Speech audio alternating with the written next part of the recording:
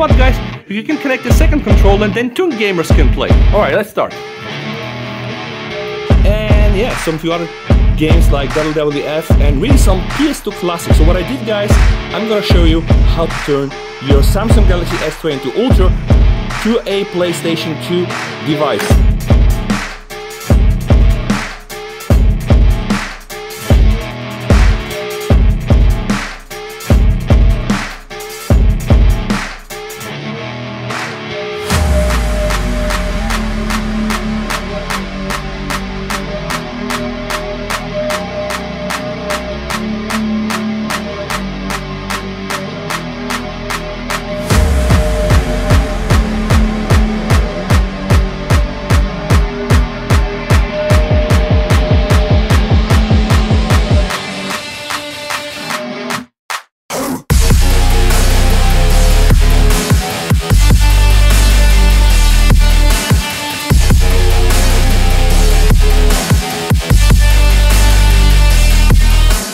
Welcome to the channel, guys. This is Steve at SP Tech. This here is my Samsung Galaxy S22 Ultra running Exynos 2200, and this here is my PS5 controller. It's the DualShock 2, and in this video I'm gonna show you two things. First is how to turn your Android phone into a PlayStation 2, and then second, how good is emulation, specifically PlayStation 2 emulation on the S22 Ultra running the Exynos 2200 version. So you're gonna need a few things, right? First thing is of course the emulator. This is the application. It's called AetherSX2. You can find this one now on Play Store. Just go there, install it. I'm gonna put the link down below. Once you install it, you're gonna need a BIOS from PlayStation 2, preferably yours, and also of course game ROMs. The best thing to do is just get your old PS2 games and try to dump them using Homebrew. But okay, this is really the prerequisites. So first thing to do is really pair this controller to your device. Now yesterday I tested it with a cable USB-C to USB-C. It worked flawlessly, and then the problem was just getting the sound out of the game. Luckily the Samsung One UI is so customizable. It does also have the separate up sound, so I was able just to get the sound connected to my Bluetooth. So I was playing with my DualShock 2 controller to the cable, and then I got a tip from Regal here. He was asking me why not connect it to Bluetooth, so that's what I did. So first thing, guys, I'm gonna show you how to connect your Bluetooth controller, right? This one is the DualShock 2, but you can probably connect any other Bluetooth controller.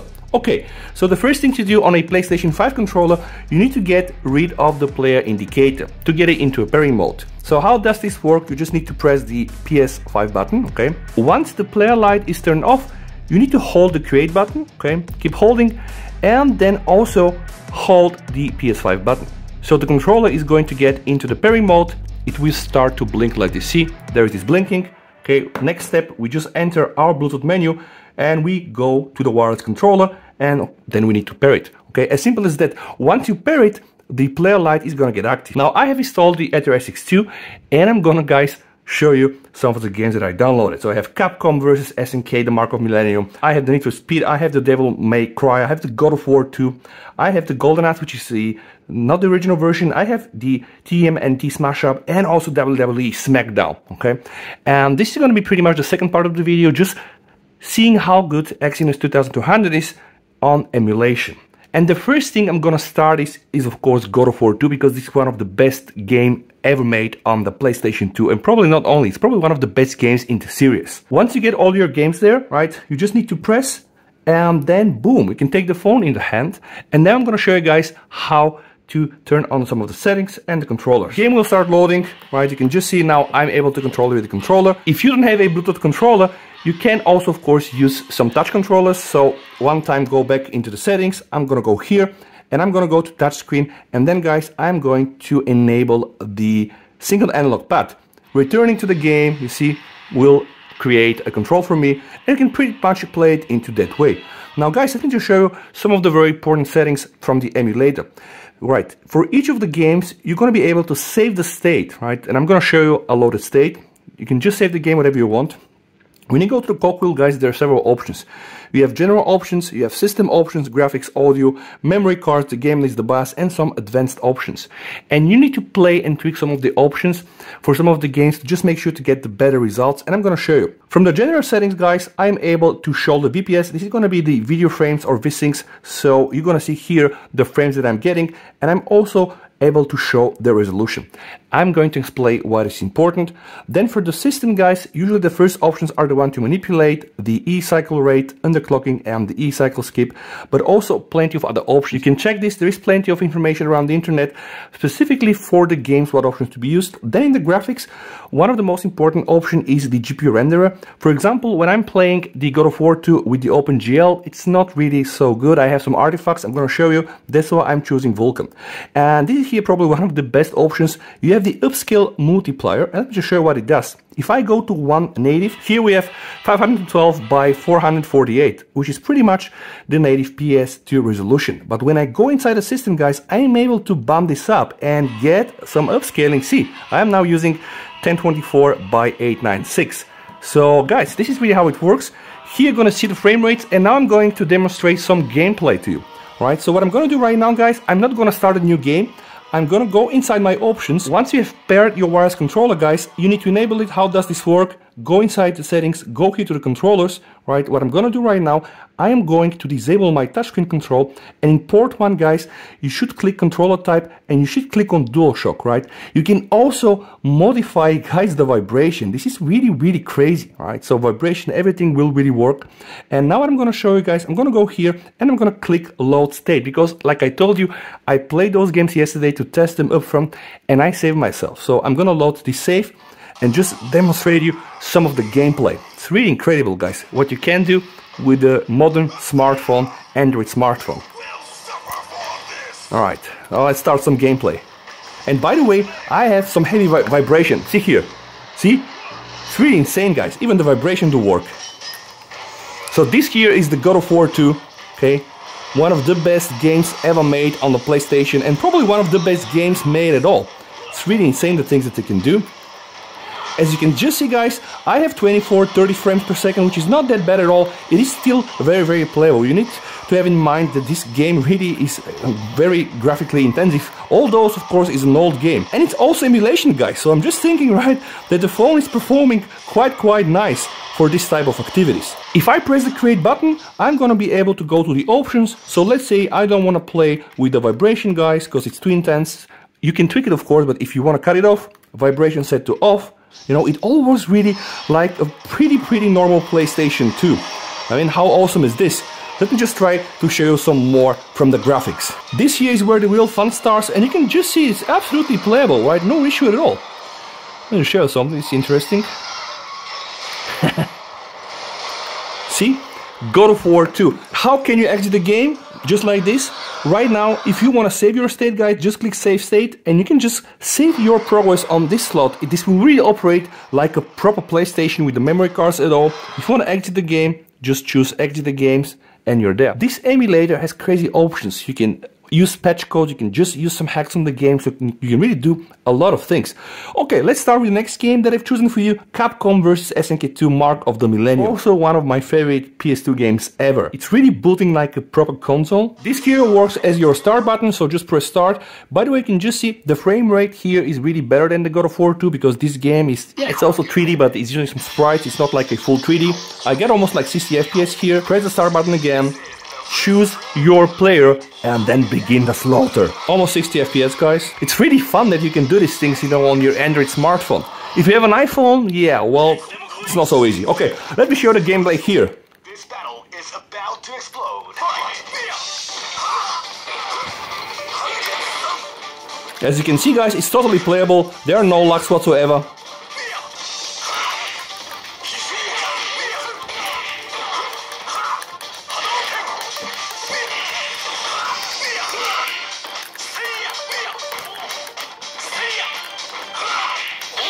Oof.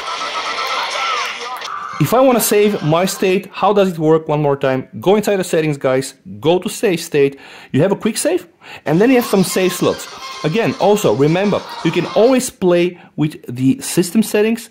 here with the performance options like the e-cycle rate and skip, and also of course with the graphics. This one works quite nice on Vulkan. I can also choose the OpenGL and see if I'm gonna get any major difference. Alright, let me just try to see here.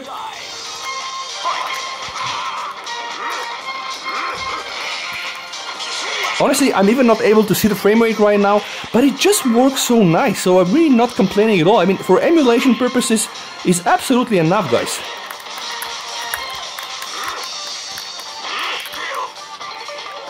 Okay, let's go to the next game.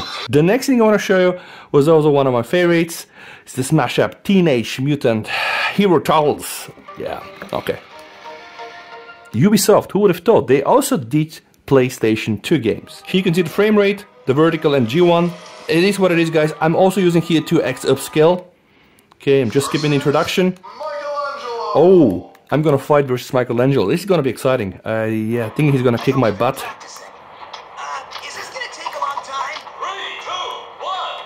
Such a nice games, guys. PlayStation 2, man, I can tell you.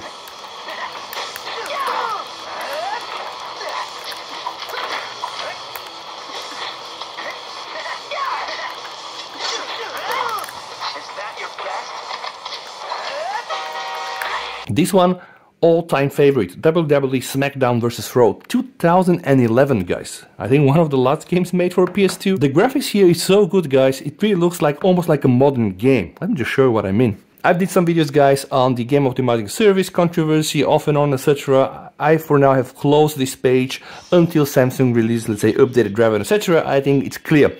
That's why I wanted to test the emulation, and honestly, guys, I didn't want to put a GPU watch there. I'm not interested so much into the frames. Is it like 50? Is it like 45?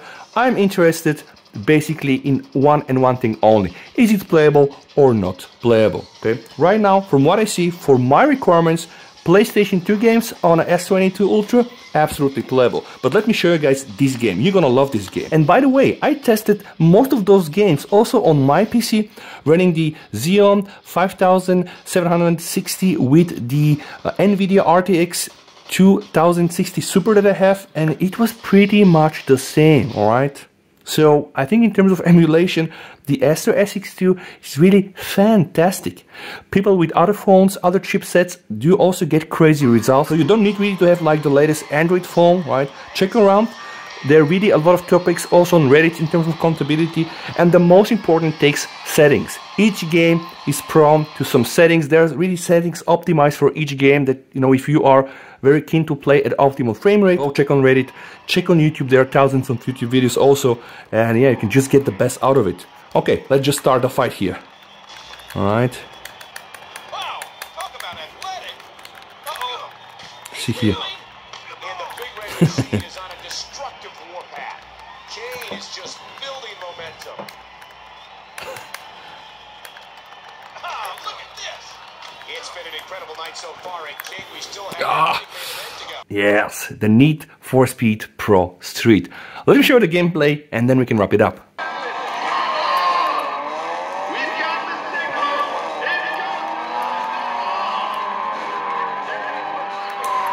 Okay, you see here, I think the FPS is not so good. Now, if that's the case, guys, what you can always do, like I showed you, go here to cogwheel, go to graphics, and just remove the upscale. If of course you don't want to play with some of the other settings, this will get you to the native resolution, and it's gonna be a bit better, right? Of course, native, yeah, 1x sucks really. Alright guys, my TV is switched on.